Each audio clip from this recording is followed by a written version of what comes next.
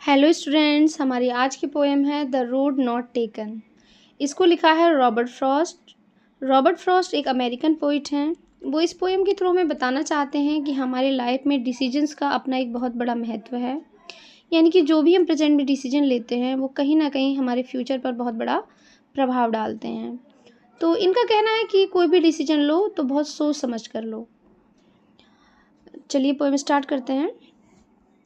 To roads diverse in a yellow would. वो बताते हैं कि येलो वुड, देखो ये यहाँ जो वुड है, सबसे पहले वुड, वुड का दो मतलब है यहाँ।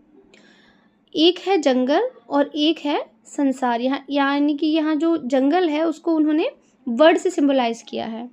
येलो का यूज़ इन्होंने इसलिए किया है क्योंकि ये ऑटम का सीजन था, तो जो लीव्स वगैरह है उनका कलर येलोइश हो गया है, तो इन्होंने जंगल को येलो वुड कहा है। तो बताते हैं कि एक येलो वुड है, सामने मेरे एक जंगल है और वहाँ पर दो road, two roads diverged, diverged मतलब डाइवर्जन, मतलब इस तरह से दो रोड गई हैं। समझ लीजिए ये एक पॉइंट है, यहाँ पर पोइट खड़े हैं और दो रास्ते हैं उनके सामने। अब उन्हें इन दोनों रास्तों में एक पर जाना है। वो खुद भी कहते हैं कि and sorry I could not travel both, कि मैं दोनों पर नहीं जा सकता। बोथ मतलब होता है दोनों, यानी कि मैं दोनों रास्ते पर एक साथ नहीं चल सकता। क्यों नहीं चल सकता? बी वन ट्रेवलर, क्योंकि ट्रेवलर कितना है, मैं अकेला यात्री हूँ। ट्रेवलर मीन्स यात्री। लॉन्ग आई स्टूड, और मैं यहाँ पर खड़ा हूँ। And look down one as far as I could, मैं दोनों रास्तों को जितना देख सकता हूँ, जितना समझ सकता हूँ, उतना देखने और समझने की कोशिश कर रहा हूँ। क्योंकि आगे चलकर ये बेंट हो गए हैं। आगे चलकर मतलब एक समय आ जाता है ना, जब किसी भी रास्ते को हम एक समय सीमा तक देख सकते हैं, एक सीमा तक ही देख सकते हैं, तो उसके बाद वो चीज़ें हमें नहीं दिखाई देती।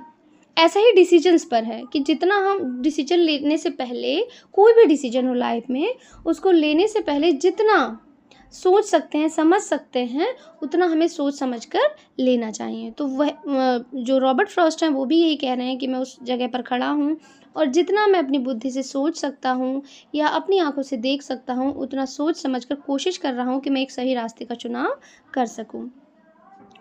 आगे वो कहते हैं then look the other just as fair, फिर मैं दूसरे रास्ते, देन टुक द अदर यानी कि मैं दूसरे रास्ते का चुनाव करता हूँ। Just as fair and having perhaps the better claim, क्योंकि मुझे वो रास्ता ज़्यादा फेयर, ज़्यादा सही लगा और ऐसा लग रहा था कि ये पहले वाले से बेटर है।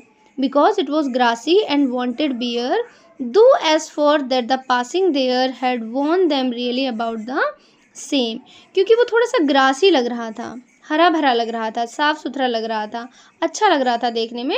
तो